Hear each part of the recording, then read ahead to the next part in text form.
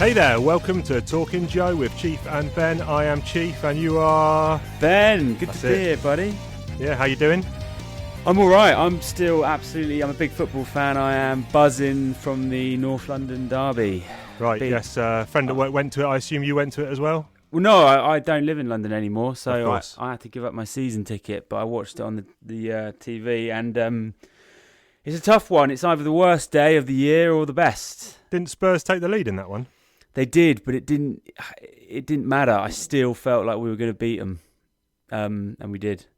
Nice. Yeah, felt really good, so I'm still buzzing. What about yourself? Yeah, as always in the world of Chief, a couple of calamitous things happening. Oh, Christ. Yeah, first one happened about 5 minutes ago where I was coming up into the loft and... Dropped your mince pie. Nah, I've given up that malarkey, no more mince pies. Okay. I was coming up the loft and bashed into the loft hatch and it fell off. Oh, the hatch fell. Yeah, the hatch fell down, so that's going to be a repair job later on. What do your ladders come down automatic? No, I got like these concertina ladder. It's horrific. Well, you go up it, you honestly think you're going to fall off. Is it not attached to the top? Yeah, it is attached to the top, but it's very, very wobbly. Right. What'd you do? Put them down with a hook? Bring them down with a hook. But obviously the hatch was. I didn't realise it was waiting to come off of its hinges, of its moorings, and obviously This is what I caught it on something and yanked it and down it came. Luckily there was no kid or anything underneath it, but the wife's going to look at that and be like, "Oh God, yeah. What's he doing?" Well, no, I'll try and fix it. Before she knows. Just get some fresh screws in there. Yeah. That's it. When you're up in the loft, yes, doing this, do you pull the hatch shut? Is that sometimes weird? No, I don't pull it. I basically what I do is I tie a bit of rope to the bottom of the ladder. Then when I'm up there, I haul it up. I knew there'd be rope involved. And then I put a big carpet over so the hatch normally is still flapping down, and I put a big carpet over the hole just to conserve heat and noise. Yeah, what happens if you think that carpet is solid one day? Well, you go through it. That's a comedy sketch waiting to happen. I'm sure on the pod one day, my calamitous story will be me falling through the loft. But I hope that doesn't happen. But the other bad thing that happened to me this week was yesterday.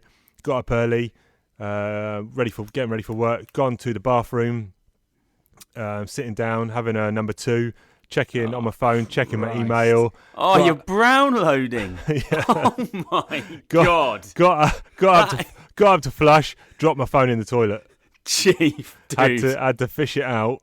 Dude, stop. Yeah. But, what is wrong with you? But there was like paper. There was like paper. Obviously, I wiped, so it mainly hit paper, and then it kind of started sliding off the paper into the bowl itself. Did get a bit wet. Don't think it got too messy. Fished it out, obviously, wiped it clean, dried it off. Everything's working fine. What do you know? Society needs to stop brown loading. Couple of hours later, and I noticed that the top left-hand corner network bit where I've normally got the EE signal, that's disappeared, and it just says searching, so I can't find a network. Half an hour later, the fingerprint reader stops working. Then about another hour later, top right-hand corner where it says 90% battery, that now says 1% battery. And then about half an hour later, it just died completely. So that's it? Well, yeah, I took it into the EE shop. And what did you say, that story? No. Just said it stopped working. It stopped working. And they're gonna send it off. So first of all, he says, right, we got to plug it into my laptop. I've got to run a diagnostic check. I said, yeah, it's not working. It's not taking a power chip. So he said, we'll plug it in. Don't worry about it. We'll plug it into nothing. I said, yeah, you can plug it into your heart's content, but you ain't going to get anything because it's not taking a charge. Yeah. So that's it. So he said, well, we can't send it off without turning it on. I said, yeah, but it's broken. It doesn't turn on. That's why I brought it to you. Dude, anyway, it's just got a little bit of water in it. You just need to put it in a bag full of rice. Oh, my goodness. Are you actually kidding me?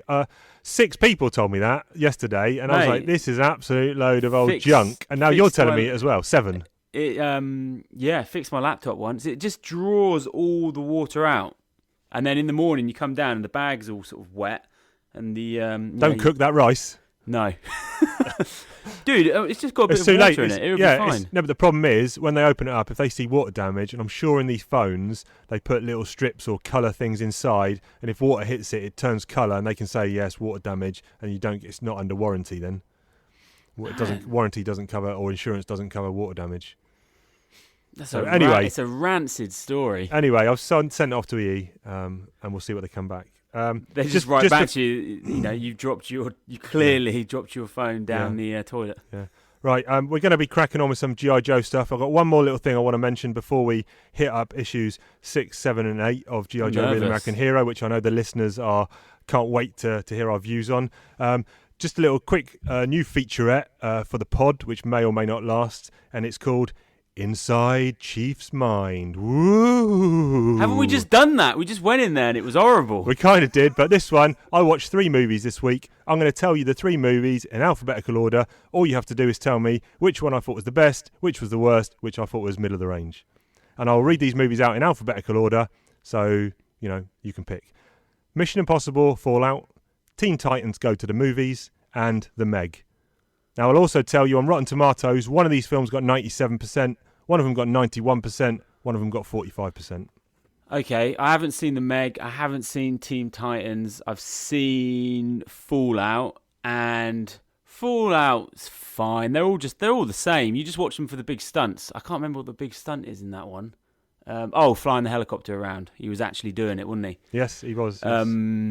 Teen Titans, that caused an absolute stink on the internet because it was so bad, didn't it? Did that get a cinema release? Yeah, this is the animated one. Teen Titans Go to the Movies. Yeah, I didn't like the look of that. And The Meg, I don't know. I'll probably watch it on a plane. So what are you saying? What's my best, worst, and middle? So your best was The Meg. Your middle was Teen Titans. Your worst was Fallout. You got 2 out of 3. The best one was Teen Titans Go to the Movies. I thought it was very funny. Some bits fell a bit flat. Robin as the lead character, not for me, bit annoying. But Cyborg, very funny. Everything else, the musical montages, the Michael Bolton singing some crazy upbeat song was brilliant. And yeah, check it out. Really enjoyed it. Never seen any of the cartoons, so didn't know what I was getting in for. Middle of the road was the Meg. Not enough sharp. You love the step. Oh yeah, because they haven't got the budge, have they? It's Yeah. Not enough people getting killed or eaten. Few too many trying to play it for jokes. And lastly, Mission Impossible Fallout. I'm not kidding. This got 97% on Rotten Tomatoes. This is one of the worst. This is one of the worst films I've ever seen. No, all the reviews said Cruise's best performance in years. Everything's amazing. What? I'll tell you right now. Plot absolute junk. Script absolutely turgid. Performances by all involved absolutely rubbish. Has Henry Cavill, who I thought I liked, ever been in a good movie? Is he actually a good actor? No, he's a terrible actor. He's on borrowed time. No one is going to know that guy's name in possibly 2 years. Yeah. He's not in any good films. He's in 2 bad Superman movies. I actually quite like him as Clark Kent, Superman. I think he actually does a good job. But there's not enough of him. That aside, this is a really, really bad movie. People are saying this is one of the greatest action movies of all time. Like you, I'm struggling. I watched it yesterday. I'm struggling to remember any of the action scenes. No, I just remember thinking run-of-the-mill. The plot was so confusing, but then I guess you're not really meant to care about that. No. But it was very long as well. Oh, 2.5 hours. I watched it in 3 sittings. I actually took my son to see that, and his mind was melted by the action. He won't get that time back. Oh, he liked it.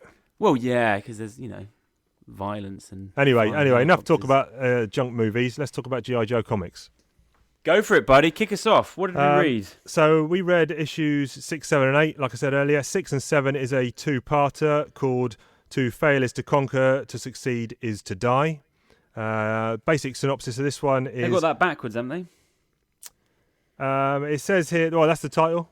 To fail is to conquer, to succeed is to die. And in brackets, ancient Afghan proverb.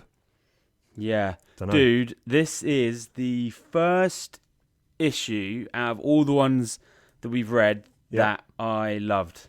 Really? As in more than I really. So when you say issue, you're as in the 2-part story. No, as in since we've been doing this podcast. Yeah, but I mean this. Oh right, yeah. Are you breaking down 6 and 7 as 2 separate things then? Loosely. But this specifically 6. I thought was the first great issue of the G.I. Joe comic so far. Right. In my opinion, anyway. Let's just let people know that haven't read it. If you haven't read it, you should be. We're telling people in advance which issues we're reading, so you got the time and hopefully able to read these issues, so you know which issues we're talking about, what the stories are. So this is the one where G.I. Joe's opens up. G.I. Joe's have literally come back from a mission, and Hawk's there basically telling them no rest time, no R&R, we're going straight back on another mission. There's a secret Russian spy plane or spy craft, which is a crazy looking design. It's kind of very sci-fi and circular and rounded edges. And it's crashed in the Hindu Kush mountain range in Afghanistan. The Russians are on the case to try and get it. We think Cobra is also on the case to try and get it. Can the Joes get it first? That's basically what this story's all about. Yeah, and it's super cinematic. It's super realistic for the most part. Yeah. And it just felt like watching a film. I just thought it was so cool when they parachute in, and then all of the kind of militia, the rebels, sort of pop up, and I was like, "This is proper. This is like, a spy film. This is so good." Just to recap, this one is scripted by Larry Harmer, pencils and plot by Herb Trimp. Inker is Jack Abel, letterer Jim Novak, and Christy Scheel is the colorist. And yeah, I mean, like you say, it is quite cinematic, and the breakdowns of like the insertion scene when they're parachuting in. They've got this CIA guys on the ground. They got this special vehicle called the RTV, which is rough terrain vehicle. And the one they build? The one they build. There's no roads, so they basically got to parachute this thing in bits. It lands, and they've got to build it. They build it in like 23 minutes, I think. Build it into it. That is hilarious. And then you look at what they've built, and it is massive. This thing never got made into a toy. No. No. I mean, I'm still waiting for all of that stuff to happen. Like, I still want more Cobra people. I still want You more want the vehicles. recognisable vehicles. Yeah, and but stuff. I know that's all coming. But as an issue, I was like, this is proper awesome. Yeah. Really there's a really good scene early on where, for some reason, Hawk's like, we can only send 6 people. I don't know why. And he's like, who's volunteering? And there's a nice scene where all 13 Joes put their hands up. And he's like, yeah, I figured as much, so I've prepared a list already. And he's no Snake Eyes. No, Stalker, Scarlet, Clutch, Stealer, Grand Slam and Breaker. Yeah, that's it. And bit of characterisation here from especially Clutch. Couple of scenes in this where he's hitting on Scarlet. Yep. And obviously we know later on that Snake Eyes and Scarlet are an item, but here early on, Clutch is trying his luck. Yeah, for sure. But she says she'd rather date Clint Eastwood's baboon. Yeah. And then, interestingly, early on, the Joes are now on the plane on their mission, and there's 4 nice panels where there's a figure in shadow on some radio comm unit, and gradually he comes into picture, and he's giving what seems to be Cobra hidden coordinates about the G.I. Joes and what the plan is, like a traitor or whatever, and the last panel reveals, God damn it, it's Hawk! Yeah. And the payoff for this is in the next issue in about 1 panel, and I thought it was very poorly done. Well, but yeah, anyway, we'll get to that. Because I'll let you know now, I'm not a massively fan of these 2 issues. Ooh, burn. Yeah. Wow. Yeah. I know what you're saying. This one, well, let's say as the storyline, as a 2-parter, this issue I thought was pretty good. The next issue of this storyline I thought was very poor. Okay, well let's just finish getting through this one. I just thought when they get pinned down, all of a sudden, it was just so crazy exciting. Well, by the October Guard. They meet, there's a couple of other bits as well, because before that they meet 2 kind of very stereotypical characters. There's a CIA jackass who's on the ground in Afghanistan working with the rebels, because there's rebels there who have secured this, it's an anti-gravity device, which is what everyone's after, which was on this spy plane.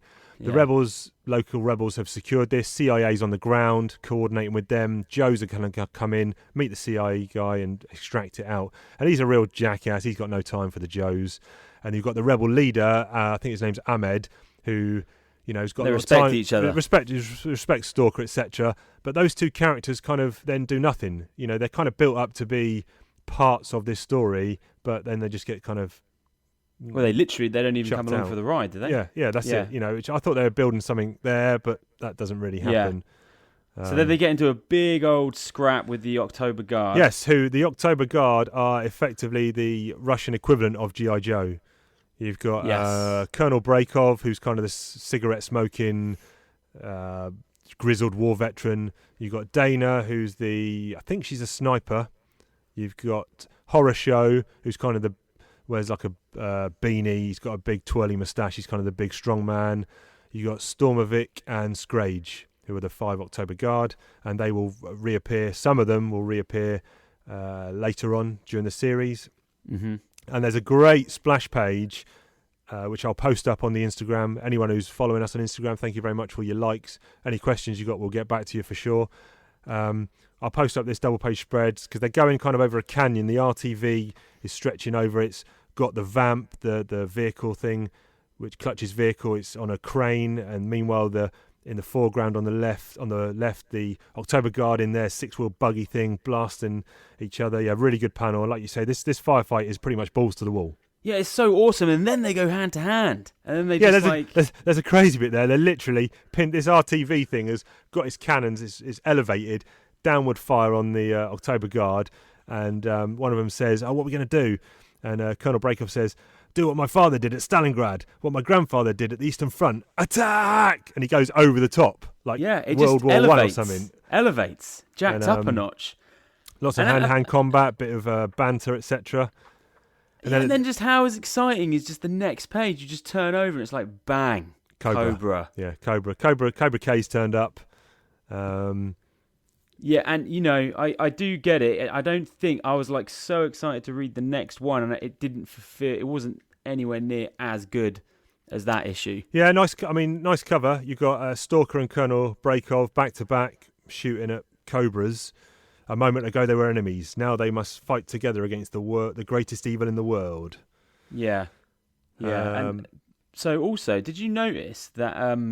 So Cobra Commander for some reason doesn't just shoot them all, leaves them with a couple. Yeah, he's in. And he name drops them. Well, and it's Copperhead and. Yes, before that, he, like you say, he does a roll call of the Joes and the October Guard. He's got them all lined up, and he basically calls each one of them individually out by name. There's a good panel after that where one of the Cobra Troopers says, "Shall we liquidate these insolent dogs now, Cobra Commander?" I like he's going to liquidate them and their dogs. Yeah. And Cobra Commander goes full on kind of classic comic villain, kind of Doctor Doomish or Magneto or whatever. He's like, "No, our primary objective is something else. We got to get this anti-gravity unit back to our hidden base. I'll leave you two troopers to mop it up. When the fun is over, you'll replace their weapons in a convincing manner and follow us in the vehicle as a rear guard." So yeah, I don't know, weird. And then, like you say, he name drops them as Rattler and Copperhead. Now, Rattler actually later on turns out to be the what's that tank buster? The A-10. Is it the A-10 tank buster? Something like that. That aircraft that is. Oh yeah. They're both pilots. Wild Weasel is the pilot, and the plane is called the Rattler. Ah, no, sorry. Yeah, you're right. Copperhead is the Water pilot moccasin. of the water moccasin. Yeah. Funny how they did that and then did nothing else with them, though. I was like, why are they giving them names? Yeah, exactly. I wonder what that was about. So anyway, they get the Joes overturn they basically just say, "Oh, we're going to make them sweat a little bit, then we're going to kill them." So bit silly. Yeah. Joes overpower them. Then were you surprised with Scarlet giving all the sass? I thought that was out of. Well, yeah. So basically here, I think these two issues from a Joe point of view, Stalker's the man here. He gets the most screen time from the Joes. He's kind of, especially in this second part of the story, he says, "I'm in command." He gets a jetpack later. He's pulling the orders, etc. But like you say, Scarlet, there's a couple of bits where she comes across bit racist. She's calling them like commies or lousy reds or something, and then she says, "You can give them a hand. I don't want to wallow with pigs." Yeah, a bit strong sass. Because what's happened is they've decided they're going to team up, and then to get Cobra and then scrap it. Once they finally got rid of Cobra and they've got to the base and they've got this anti-grav thing, the October Guard and the Joes can have at it themselves for control of this secret stuff. Another good panel there, which I'll post up, of them driving off together, and then they come across an Iranian border patrol. Yeah, they just mow those guys down. And also, going back to sort of characterization, Stalker does a bit of jive talking. Did you get that bit? And the October Guard don't know what he's saying. "Dag, lighten up and chill out. let's not be getting our tails in an uproar here. I mean, the man done took his ball and went home. The game is over, dig. And the October Guard, I got no idea what he's talking about. And that's a bit of jive talking that Stalker doesn't really do ever again, I don't think. Ever again. Maybe I think that was probably for the best. They're still trying to find his character, I think. And because he's in the jetpack. He's been in a jetpack about 3 issues already. He's got it again in this one. And I think he gets it again in the next one. So, I don't know. Yeah, that was just part of his shtick in these early issues, I guess. And then it starts getting a little bit silly. They find the Cobra base, and it's just a four-sided building with no discernible doors or entry. It's just a big gleaming silver. It looks like a silver brick. Yeah. I didn't get it. It's just a base in the middle of nowhere. Big silver brick in the middle of nowhere. Yeah, I didn't understand the panels just punching in 4 times as well. Yeah, to make it look bigger. I thought you were going to see something at the end, but no. Yeah, and then what did you think of Cobra Commander's ceremony with the snake and the globe? This bit, cut to inside the base, big Cobra banner. There's a big podium. He's got all his troops lined up. It reminded me of, General Hux from the Star Wars movie, where he's addressing the First Order. He's got them all lined up. And he's on full megalomaniac mode. I'm just going to read out what Cobra Commander says. He's got a globe with a cobra, whether it's a real or a fake one, wrapped around this globe. He's holding it up. And he says, "This is a night for celebration, my brothers of the Hooded Serpent. For not only have we defeated both the G.I. Joe team and the October Guard, but we now have within our grasp the very seed of world conquest. The technological secrets we shall extract from the Russian aircraft will enable us to spread our coils to every corner of the earth. For truly the power that controls gravity can control..." And then he's cut off by some Cobra lackey. Yeah, he's quite on the nose there with the snake puns. Yeah, and... the power that controls gravity can control, I assume he's going to say the world or something like that. Yeah, well, I don't think they've nailed Cobra Commander yet. No, he's still, they're finding their feet definitely with what is obviously at this point he wants world domination, and later on we find out that's perhaps not his vision. But why does it also, when he says burn the ones on the roof, he's like, oh yeah, I can make the roof hot. Oh yeah, you make it into a hot plate. Yeah. Hot plate them. Yeah. And then he says it's time to shed the ceremonial cowl and don my battle helmet. Yeah, you know it. He means business now. And then Clutch is cracking onto Scarlet again. He asks if she wants to powder her nose in his rear view mirror. I don't know if that's a double entendre or what, but he's going in. Yeah, she's going hard there. She's not having it, but big firefights happening. Basically, where are the October Guard? They've kind of split up. Half of them are going with Joe's. Half of them are trying to get on the base. Yeah, the guys on the top of the base have been electrocuted, only all stunned. They haven't been killed. And then a bit silly. The Joe's inside the base come across some room or pit with a load of king cobras. Yeah. So it's full on Cobra everything at the moment. Snake based. Yeah. My favourite line in the whole issue is... What is it, Chief? I'm just trying to find it. There's a bit where Stalker he gets his beret shot off. Oh yeah, he just had it. No, it just worn it in or something, isn't it? Yeah. Where's that page? I've got to find it. Stalker gets a lot of... Snagged my beret. Just got it nicely broken in too. Yeah. You got to break in a beret. As if he's like got every winter he gets a new one, or every fall. Yeah, I'll just get a new beret now. But yeah, more base attacking, more action kind of stuff. Yeah, and then you finally get to the kind of end of the issue, and you got Cobra Commander there. Cobra Commander's got them all. He's got them trapped again, basically. It's a decoy, isn't He's got them trapped. Clutch has, unbeknownst to us, he's knocked out a Cobra Trooper, got donned up in the disguise as a Cobra Trooper, snags Cobra Commander as a hostage, but lo and behold, it's actually an android. It's kind of like a life model decoy that Nick Fury used to have of himself through loads and loads of Marvel comics. Very authentic looking sort of robot. Yeah. Kind of, something to use when you've written yourself into a corner. Yeah. And then Joe's basically managed to grab the anti-gravity device. Dana goes to jump on the vamp, and Stalker, basically, there's a great panel. Stalker face palms her. Literally just shove off, sister. Yeah. Yeah. He's not having any of it. I know. It's the early 80s. Yeah, and they Anything get went. away, and then basically at the end you get a half-page epilogue Oh, man. with 3 panels where it turns out that Major burn. Hawk, Major Burn. Yeah, we airlifted the real plane out of Afghanistan yesterday. The box you've been hauling is just full of scrap metal and no deposit bottles. You were the red herring, the decoy. Excellent work, team. Excellent work. And they're all looking pissed off in the background, and Hawk's just the company man. He's like, doing what seemed necessary. But that whole thing of him being the traitor, I knew he wasn't the traitor, but I wish they'd kind of played up to it a little bit more. You get 4 panels in issue 1, then it's done. and you get 3 panels in issue 2, and it's done. It wasn't really, I don't know, but we're going to rank it as a storyline, not as 2 single issues. So what? Oh, okay. Is that what you? Okay. Yeah. Well, I don't know. I know it's issue by issue, but if it's a arc, I think we should probably rank the arc or the storyline. Okay. Or I don't mind. If you want to do issue by issue, that's fine. Well, no, just because I definitely would rank the first issue higher is all. Because I had a real good time reading both of these, right. So I can rank them together. Okay. It does make sense. It's basically What's your yo-joage? I will go.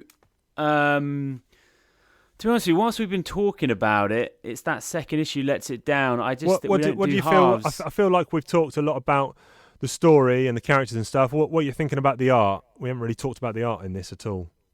Well, I really liked it, but I want to say I felt like it's been better than the previous stuff. But yeah, I think Herb Trimp's a good artist. Some of the Don Perlin ones from previously, I think, weren't quite as good. I think Herb's kind of got that finer detail, more sort of military kind of. I don't know. I like his art a lot, and for me, I'm reading the original issues. The colour's a bit faded, which is not great. You've got the reprint, so the colour's probably nice for you. Oh, the colour's popping for me, big time. But yeah, I thought the art was good. The action scenes in particular there's a lot of dynamic stuff going on, a lot of motion and atmosphere there. So I thought the art it's kind of the art style you want. You don't really want a really superhero-y. Obviously this was coming out at a time when superheroes, X-Men and stuff was dominating. You don't really want that superhero style art, do you? You want a more sort of grounded. Yeah. No one's over muscled. No one's I thought apart from the kind of crazy MacGuffin of the gravity thing, I thought these were quite grounded issues. Yeah. And I like the October Guard. They didn't do too much. I mean, we got Colonel Breakov, who was the main guy. Didn't get much from the other guys, but they're going to pop up later. It's nice to introduce those characters. Never made action figures of those guys. No, I know they didn't have that many appearances, but they do pop up. They pop up in a yearbook, and they pop up later on. I think they even might go. They might even appear in the. They do appear in the hundreds as well. Right. Yeah.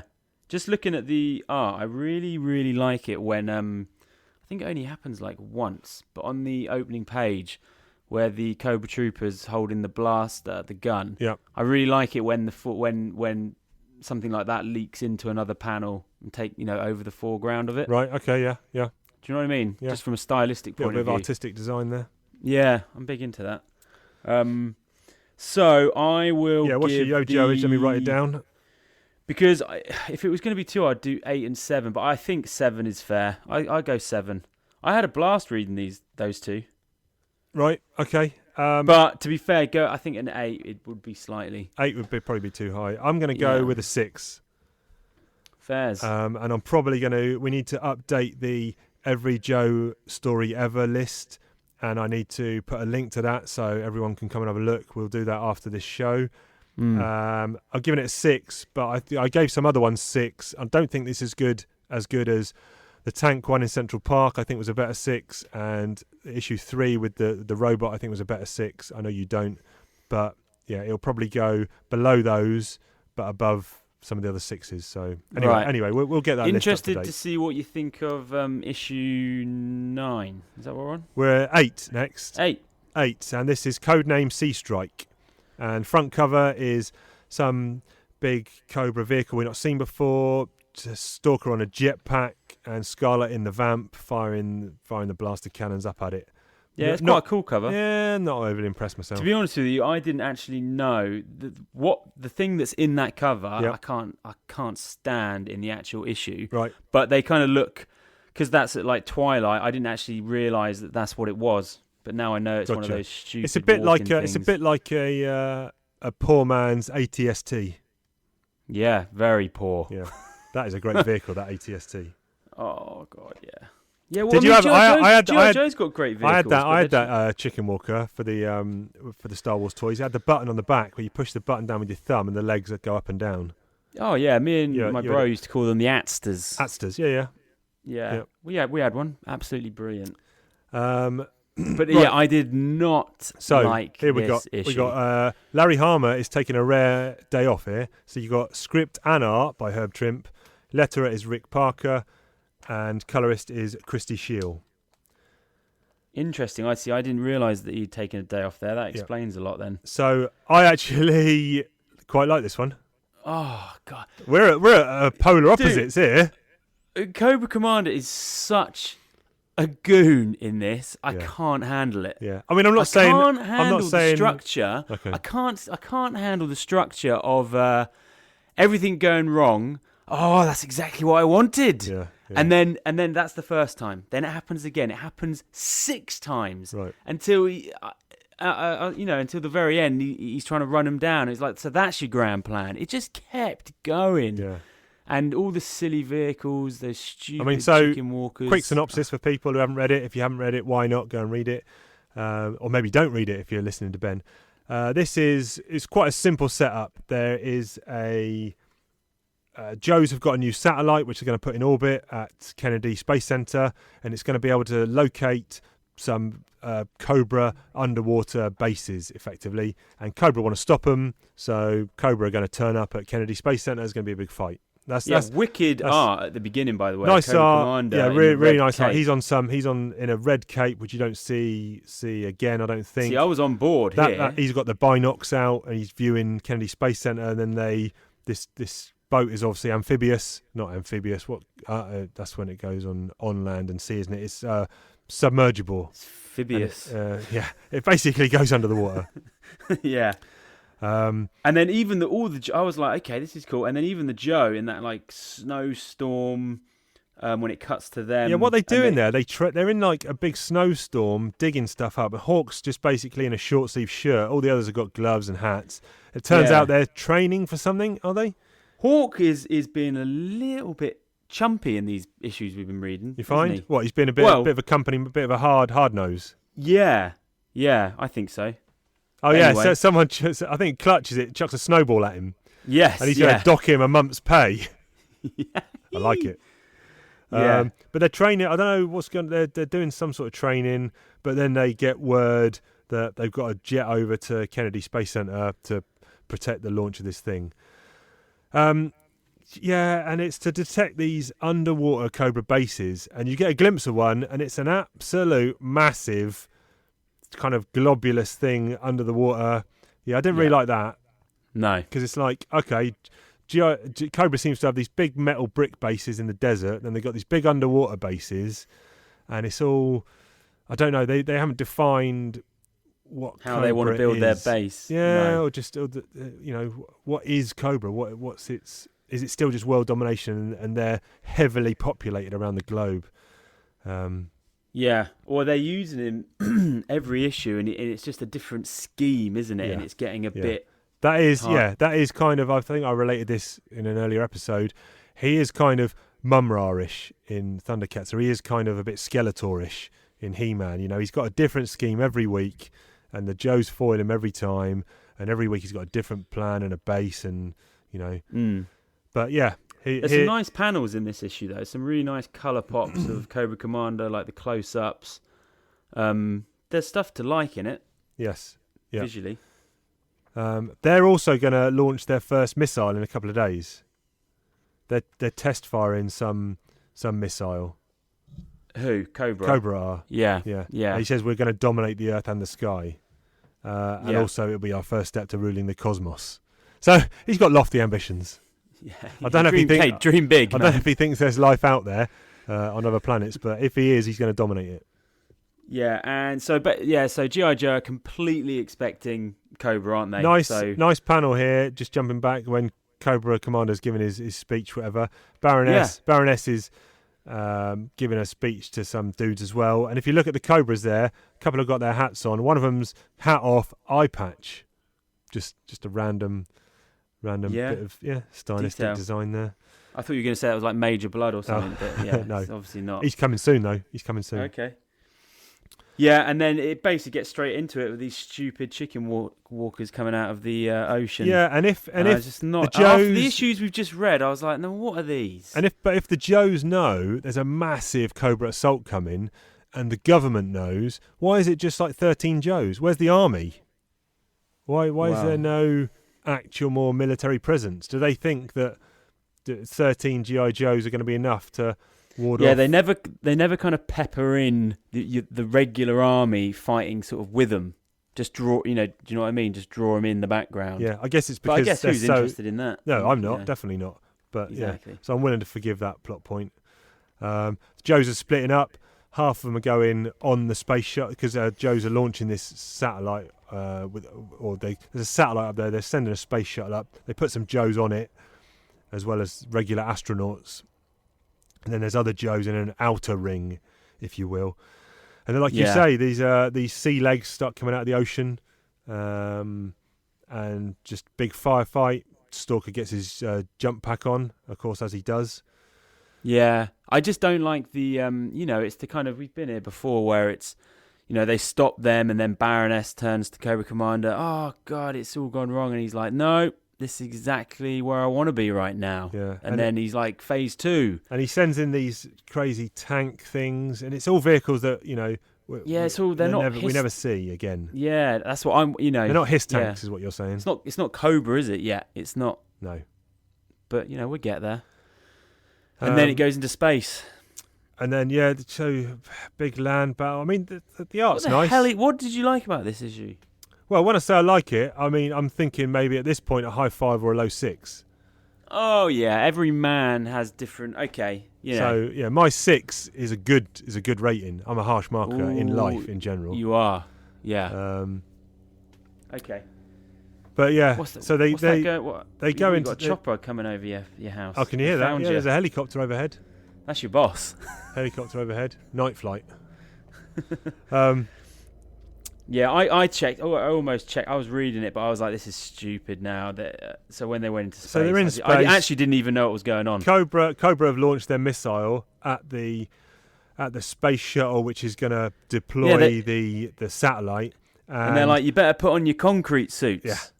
What's that? Don't know. But Flash has got an idea. He gets out the space shuttle and he's going to try and jump on this missile and redirect it. Yeah. Kind of, I guess, using the boosters on his jetpack or something. The artwork literally seems to just completely change style from as soon as the whole space thing happens. Right. Do you feel that way? Yeah, maybe. There's a panel here when they're scrapping and they're making their like final run. I just feel like it's really basic. Yeah. But yeah, I mean, then it cuts down to He does it. He gets the missile off.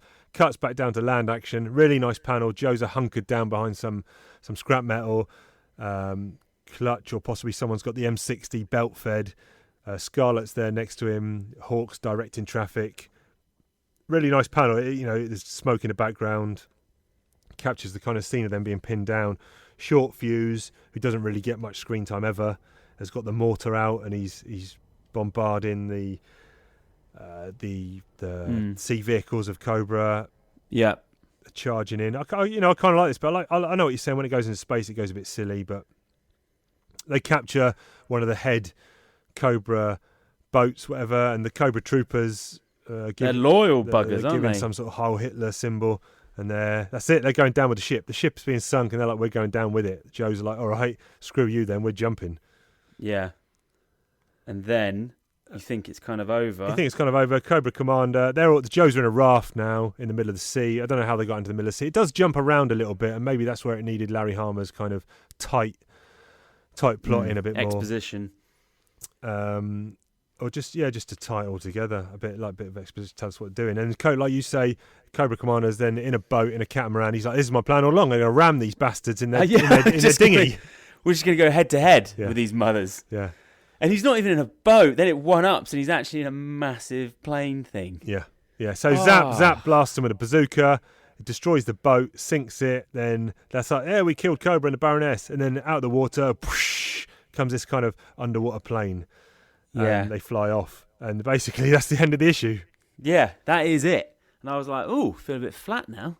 But, it's still Cobra Commander and Baroness. They have not expanded Cobra in any kind of way, because when I think of Cobra, I think of like at least 30 big hitters, characters. We're just not quite there yet. But I'm enjoying because I want to know how they do it. I'm like, well, they've got a lot of characters to introduce. How are they going to do it? Because I don't know, because I haven't read these early ones before. I've only gone straight in when everything's bright and everyone's wearing their costumes. Gotcha. And you've got dozens and dozens of characters. Which we haven't got yet. No. What are you giving this? How many Yojos? I'm going to give that a 4. 4? That's a 4 for me. I did not enjoy reading it, dude. I'm going to go. I'm just trying to find my document to see where it's going to slot in. 6 is good for you. 6 is good, but now having recapped it, like you mentioned on the previous ones, it's going down a bit in my order, so I'm actually going to give it a 5. Yeah, which is Billy average. 5 is fine. I mean, fine. I didn't hate. I know you said you almost checked out. At no point did I think I want to stop. No, I didn't. I was always going to finish it. Obviously, what I meant is I checked out in terms of my engagement. I wasn't gripped. Yeah, and I read a lot of comics, and I read a lot of bad comics. And not on purpose. I just read a lot of comics, and a lot of them are bad. And even this, which is a 5, was good. Will I ever read it again? Yeah, probably. I'm not. It's nothing bad. Just to say what we got coming up next pod. Listen out for issues 9, 10, and 11. So 9 is called The Diplomat. Nice cover. Scarlet coming out of a chopper. 10, we've got.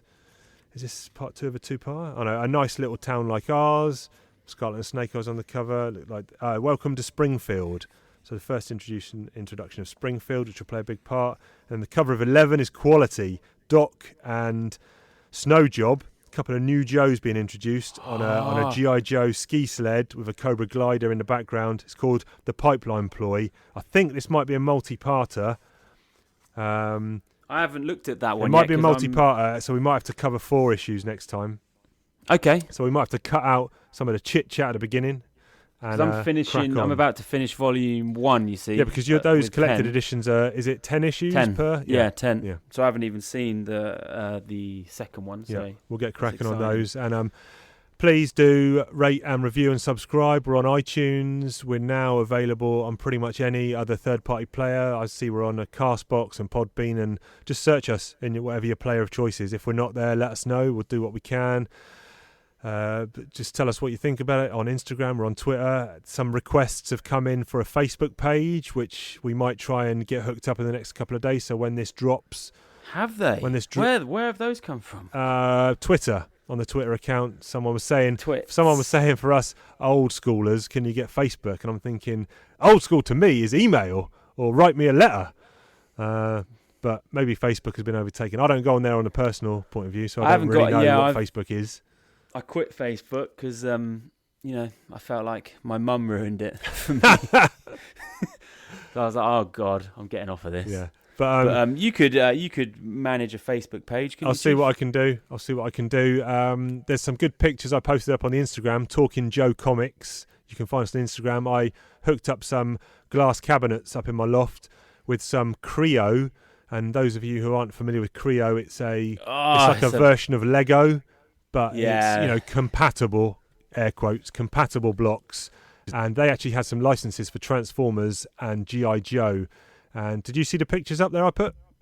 I saw the pictures, but I'm a big Lego guy, Chief. I know you're a big Lego guy, but I mean... And I appreciated those pictures. I liked them.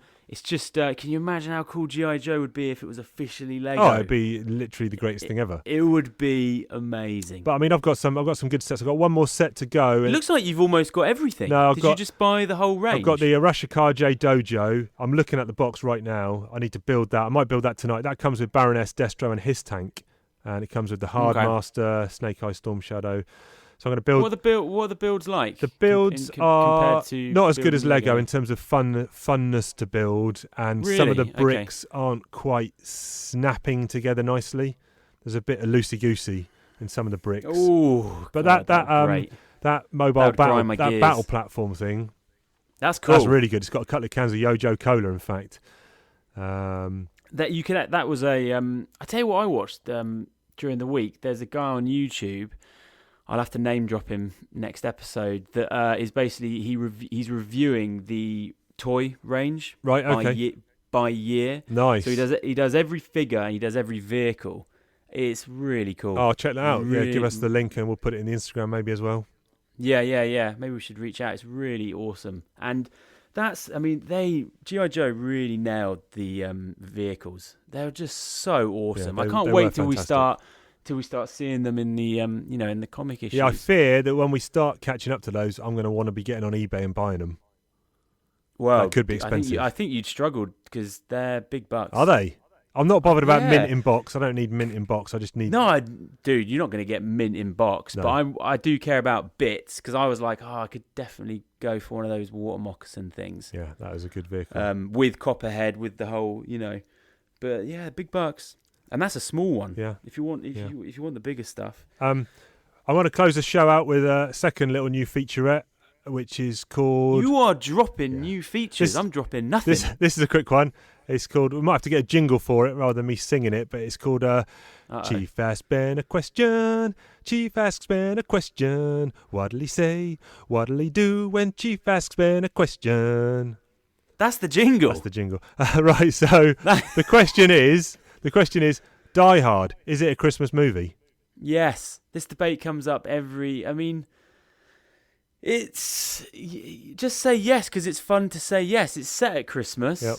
I watch it every Christmas. Yep. To me, it is a film I watch at Christmas. It's a Christmas film. Quick fun fact. So's Lethal Weapon. Yes. That's at Christmas. I believe 2 of my all-time favourite action movies. I will... Quick recap here. You can correct me if I'm wrong. Your granddad used to come and stay with you for like a week at a time, a couple of times a year. And I remember getting a call from Gav, your brother, who hopefully listens to the pod, rates, reviews and subscribes. If he doesn't, disown him. He gave me a call saying, Chief, you've got to get over here. We've got a couple of movies you've got to watch. Now, we would have been, me and your brother, I was probably 13, he was 12, so you would have been, 7? 1988?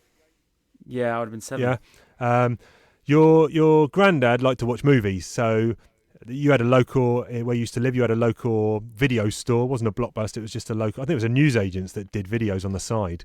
And he would give your mum like a $5 or whatever. She'd go down with you and your brother and get some movies. And he had got, or Gav or someone had chosen Young Guns, great movie, and Die Hard. And that's a nice double bill. So we watched Die Hard for the first time. Probably maybe in 89, I don't know. I think it was 88 when it came out in the movie, so I don't know when it came out on video. VHS we're talking here. None of this Blu-ray or disc or download or streaming nonsense. VHS, baby. Just that tracking. Mechanical. Yeah, mechanical. Love it. And we watched Die Hard, and it was so good. I came back the next day. I cycled back over, did a 4-mile cycle up and down hills, as I always used to do, to get to your house. And we watched Die Hard again. And I think we even took the video back and then rented it out the following weekend as well. Yeah, we couldn't believe that a film could be made like that. Yeah. Basically. Amazing. And also, I remember watching that and we were talking and thinking, he's going to die because it's called Die Hard. Yeah. Why isn't he dying? And we were like, he's definitely dying at the end. Yeah. Oh man, great movie. You actually caught the second one at the cinema though, didn't you? I did catch the second one at the cinema. Yeah, I was too young. Yeah, you shouldn't have been watching it anyway. It's an 18. You were only 7. I know. And now I've got a son that is 8, Yeah. And I don't, I'm pretty liberal. We are gonna be watching stuff when he's probably young, but I don't know if he's ready for Die Hard. He probably is. The ironic thing though is that there's nothing really in Die Hard. That film's an 18. If that came out now, it'd be a PG. Well, 12. PG-13. 12, yeah. I mean, there's some knee stakes. There's a bit where he shoots that guy's knees apart. Yeah, but, there's a lot of Fs. Yeah, there are. Oh man, I've actually made I'm on this app called Letterboxd, which is basically you sort of share what films you're watching and you put lists together. Right. So I've put a Christmas film list, Nice. and none of them, I guess, is what you would call traditional Christmas films. Right. I got things on there like The Hateful Eight, because it's sort of snowy and Right, okay. all set in a log cabin. Something, and it's cozy. basically, it's a list of movies you could watch and feel at home with over the Christmas period. Yeah, man. When the snow's definitely. falling. And you got your hot like The chocolate. Revenant's on there. I've got National Lampoon's Christmas Vacation on there. Yeah. I've got some things that are on the nose, but Die Hard is on there. Right. I think we're all agreed. Christmas movie. Any thoughts of any people out there that's saying no, let us know and we'll tell you you're wrong. Yeah, it's got a great Run DMC Christmas song in there that Argyle is playing. Argyle, my man. This is Christmas music. It was December 24th. Fists with your toes. Yeah, fists with your toes. Oh, man. I might go and watch that tonight. Yeah, I'll give that a spin tonight. Yeah. Nice. Cool, man. Right, well, any other business? Any other business? No other business at hand from me. Other than all the... I'm having a blast though. I'm having a really good time reading these. Yes. I think we're picking because it's probably different for you because you've probably read these. Oh, how many times do you reckon you've read those issues that we've just done? The issues maybe we've done 4 or 5 times. Yeah, maybe 4 or 5 times. And when we get into the mid-20s upwards, I'd probably say somewhere between 10 and 20 times. Yeah, many times. Because I used to read those literally over and over. Yeah. But this is good. I haven't read these in a couple of years, and my memory is going.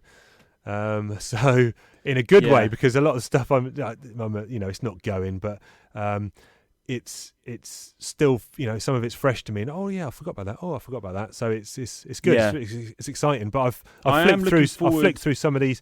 What I'm reading is I say I'm reading these floppies, but what I've actually done is I post these pictures on Instagram as well and on Twitter. I've actually taken the original floppy monthly comics and I've sent them off to a bookbindery, and they actually hard bind these books together in a nice buckram blue, dark navy blue cover, and it says G.I. Joe, Real American Hero on the front, with a nice silk bookmark and a contents page. So I've actually created my own custom bound book. Yeah, that's nice. And this covers unfortunately I made a mess up. This first volume covers 26 issues, and issue 26 is part 1 of The Origin of Snake Eyes, and 27 is in volume 2. So what I should have done is just squeezed an extra issue in. But anyway, I see what you mean. Yeah. But anyway, so I've been flicking through the covers of the upcoming ones in this volume that I've got, and some absolute choice stuff coming up. So stay tuned with us. Yeah, I'm looking forward to see how they forge into that more recognisable kind of G.I. Joe that I know. Or it might just be, it isn't like a kind of a segue and it's just like one issue, it's like all these people turn up. I don't know. Yeah, well, it's good. Exciting times. We'll see. Exciting times. Yeah, man. What you got on this week? Just not. I'm going to get really. down the cinema. Really. I've got a lot of films I want to see. I'm going to go and see I'm going to take the kids to see Wreck-It Ralph Breaks the Internet. Really like the first one. Yeah, I like the first one, and I'm going to go and see the new Harry Potter film, I think. Yeah, probably me. I got these new display cabinets, so I'm going to go through some of the Lego stuff, do some builds, and fill up this display cabinet with stuff. Oh, yeah, that's the other thing I got. I'm really into Lego lighting kits, so I got the Simpsons Quickie Mart. Nice. And I've ordered the lighting kit for that. Oh, exciting. Yeah. Yes. Yeah. Tricky. That's a night's work. They're very tricky to put in. Yeah. Send me the pictures. We'll post them up for people to see. Yeah. For sure. Apart from that, that's it. I think I'm gonna just read some. I've got some more comics, other non-G.I. Joe comics I'm reading. Got a Mr. Miracle 12-issue series from DC. You don't know who he is, so don't worry about it. I'll let you know. I put a comic on my Christmas list to the wife. It was a Back to the Future IDW one. Okay, yeah, I know of Familiar? it. Know of it, not read it. Not read it. Okay, looked good. Anyone's read that, let us know. Cool, man. All right, buddy. We'll have a good week. Catch you down the road, and all the listeners out there, thanks for your support. Keep up the good work. We will catch you next episode. Cheers, buddy. See you.